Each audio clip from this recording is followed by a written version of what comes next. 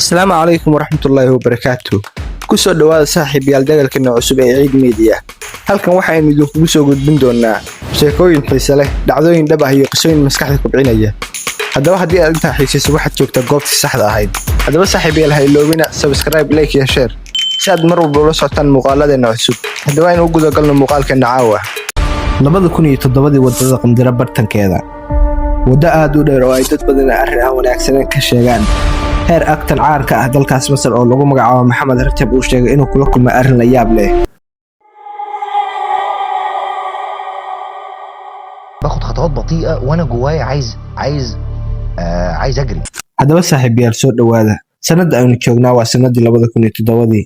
Waxaynu joognaa dalka Masar. Haddaba waxa ku noolaa nin lagu magacaabo Xaatim oo da'diisu xilliga ay ahayd 33 jir. Xaatim waxa uu ahaa nin nolol caadi ah oo degan ku nool. Haddaba Xaatim waxa uu ka shaqayn jiray shaqo joogto ah, wuxuuna ahaa mid qoyskiisa jecel oo caawiya.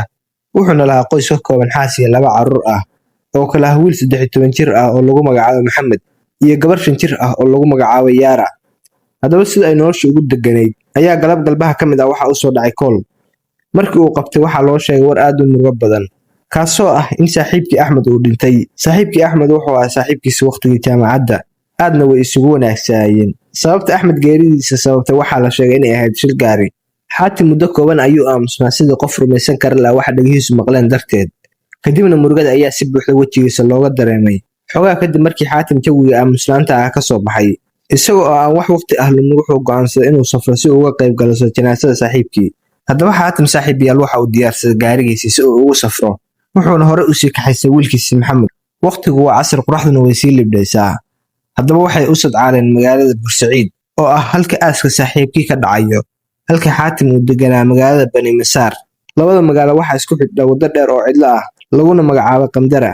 Wadadan dadka deegaanka waxay ka sheegaan waxyaabo cabsi leh, badanaana dadka deegaanka waxay ku talin jireen inaan habeenkii lagu safrin maadaama ay marar hore kiisas yaab leh ka dhaceen. Laakiin saaxiibayaal Xaatim degniintaas dhag jalaq uma uusan siin maadaama murugada markaas ay haysay ay ka badnayd cabsi kasta oo jidha. Haddaba Xaatim safarkiisa waa uu bilowday ilaa uu si nabad ah ku gaaray magaalada Bursaciid, waxayna ka qayb galeen janaasadii. Haddaba saaxiibayaal janaasada markay dhamaatay, Xaatim halkii uu ka nasan lahaa maadaama uu safar dheer soo galay, wuxuu go'aansaday inuu isla habeenkaas dib ugu laabto gurigiisa. Go'aankaas oo uu mardama sheegi doono inuu ahaa go'aan uu in badan ka shirleeyay. Haddaba Xaatim iyo wiilkiisa marka ay ka soo baxeen magaalada Bursaciid ayna in xooga ah soo socdeen waxa ay soo gaareen wadada Qandara. Haddaba saaxiibayaal waxaan isku dayi doonaa inaan idin tusaaleeyo jawiga xilligaa nooca uu ahaa. xilligu waa habeen, wadada waxa kaliya oo la arki karaa waa inta nalka gaariga uu qabanayo. Wadada hareeraheeda oo dhan waa mugdi. Jawiguna waxa uu ahaa mid degan oo waxa kaliya oo la maqlayay waxa uu ahaa sarqanta gaariga ama gaariga soconaya guuxiisa. Xaatim ayaa ku soo haray. Xaatim waxa uu dhaxay xasuus iyo murugo. Waxa uu xasuusanayay maalmihii quruxda badnaa ay jaamacadda wada dhigan jireen isaga iyo saaxiibkii Axmed. Haddaba wiilkiisa Maxamed cabsi uu dareemayay. cabsidiisuna wax kale kuma imaan ay waxa ay ku timaaday wadada iyo qaabka ay markaa ku sugnaayeen. Haddaba cabsida Maxamed waa ay ka sii dadhay ilaa maanta uu ku soo celiyo. cabsi ayaan dareemayaa. Xaatim waa uu dejiyay wiilkiisa, wuxuuna u sheegay inaanay wax dhib ah aanay jirin. Haddaba wax yar kadib Xaatim wiilkiisa ayaa ku yiri, aab meelaha waxba ka qaldan, waxaan maqlayaa dhawaaqyo. Xaatim wuxuu isku dayay inuu dejiyo wiilkiisa mar labaad, wuxuuna u sheegay in wax laga boqaysan meesha online, laakiin isaga ruuxadkiisa waa dareemayay in wuxuun khaldan yihiin. wax yar kadib waxay arkeen oday jidka dhinaciisa taagan, wuxuuna qabay dhar aad u duugooba, wejigiisana wax ka muuqday wax yaab leh, indhihiisuna nooc kale ayay u ekaayeen. Xaatim waa uu ka labalabeeyay inuu istaagay inuu dhaafo.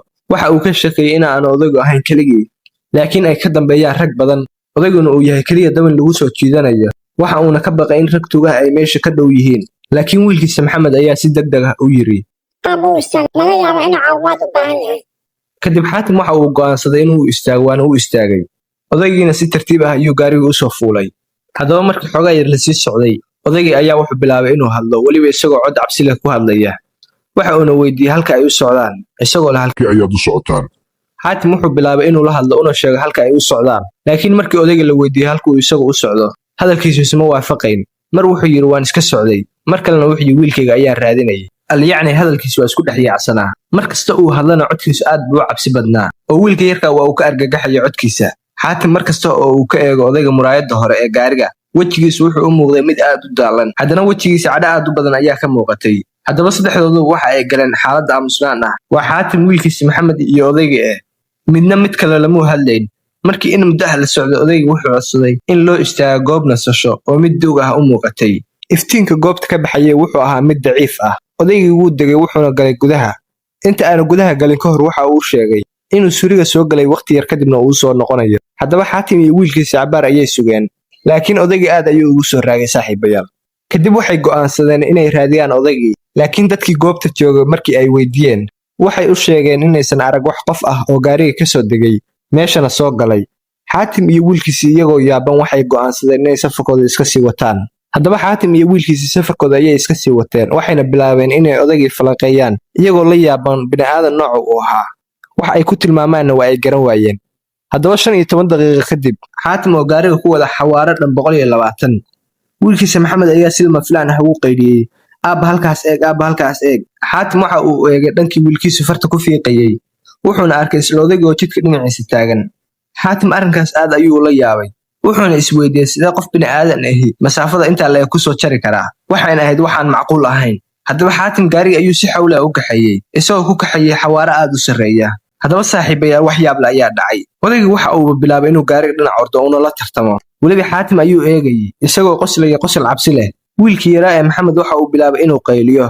xaatimna cabsi darteed gacmihii ayaa gariiray, wuxuuna si xad dhaaf ah u kordhiyey xawaaraha uu gaariga ku waday. ilbiriqsiyadii ayaana la noqday saacado. ugu dambayn waa uu ka fogaaday, laakiin wax yar kadib mar kale ayuu arkay isla odaygii oo jidka meel cabaar u jidha taagan, soona eegaya, weliba isaga oo qoslaya qosol cabsi leh, innahana soo fagiigaya oo bannaanka soo dhigaya.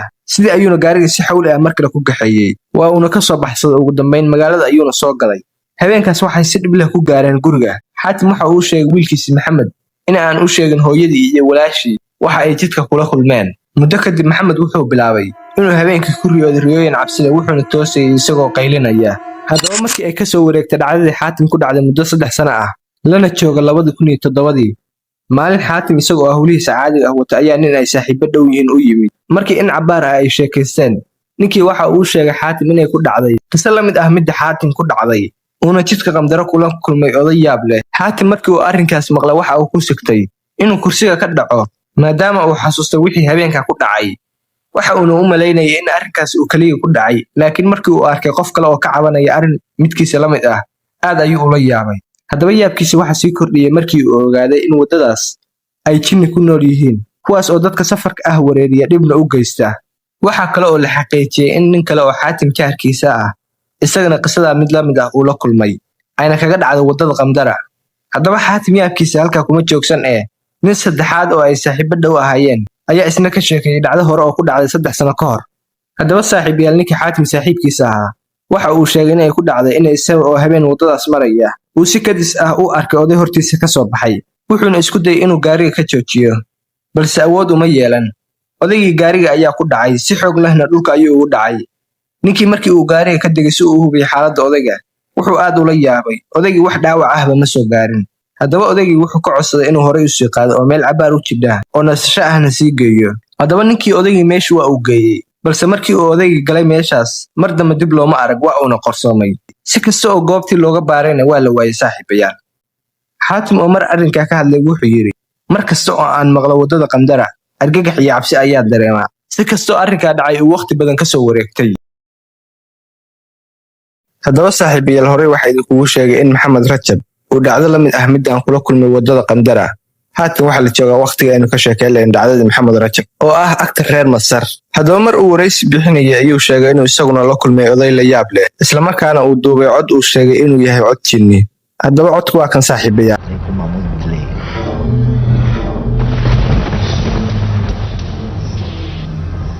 haddaba maxamed rajab waxa uu sheegay in galab uu ka baxay Qaahira kuna sii jeeday magaalada Bursaciid. waxa uu raacay bas ay saarnaayeen 2 nin kale oo agtiisa fadhiyey iyo oday duq ah oo gadaashiisa fadhiyey.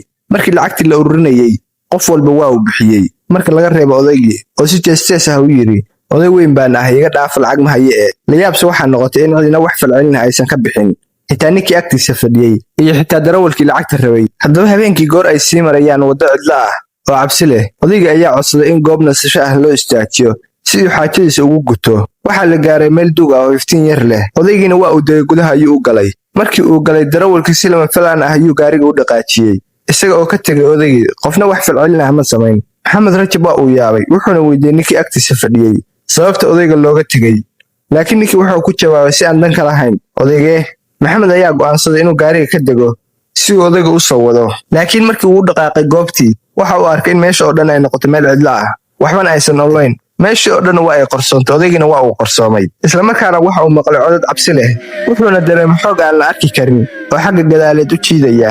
Isagoo cabsi la gariiraya ayuu dhankii gaariga si halhaleel ah ugu soo orday. Markii uu gaariga soo fuulay, qofna wax falcelin ah ma samayn, waxayna u dhaqmayeen sidii aysan waxba dhicinba. Qiyaastii 15 daqiiqo kadib waxa uu mar kale arkay sida odayga oo jidka taagan oo gaariga isu dhigay sidii qof raba inuu isdilo oo naftiisa halligo. Haddaba Maxamed Rajab isaga oo argagaxsan rumaysan la'aana waxa ay dhiisu arkayaan ayaa uu si qaylo leh ugu degay darawalka isagoo leh ka istaag ha jiirin, balse darawalkii dhag jalaq uma uusan jirin, waa uuna jiiray. Haddaba Maxamed Rajab oo aad u degdegsan oo fajac iyo wareer u dhaxeeya ayaa gaariga si halhaleel ah uga soo degay. Haddaba maxaa uu la kulmay? Waxa uu arkay in meesha cidna aysan jooginba, ayna tahay meel maran oo cidla ah, odaygina uu meesha ka maqan yahay. Maxamed isagoo cabsanaya ayuu gaariga dib ugu soo laabtay, halkaas oo markale ninkii agtiisa fadhiya wax falcelin ah uusan samayn. Maalmo kadib isaga oo jooga Bursaciid ayuu la kulmay labadii nin oo ka mid ahaa dadkii gaariga la saarnaa, wuxuuna weydiiyey waxa dhacay habeenkii, balse waxay ku adkaysteen in wax la yaab leh aysan dhicin habeenkaas, wax walbana ay caadi ahayeen. Haddaba saaxiibayaal waa mahadsantihiin, qisadeen caawa intaas ayay noogu eg tahay.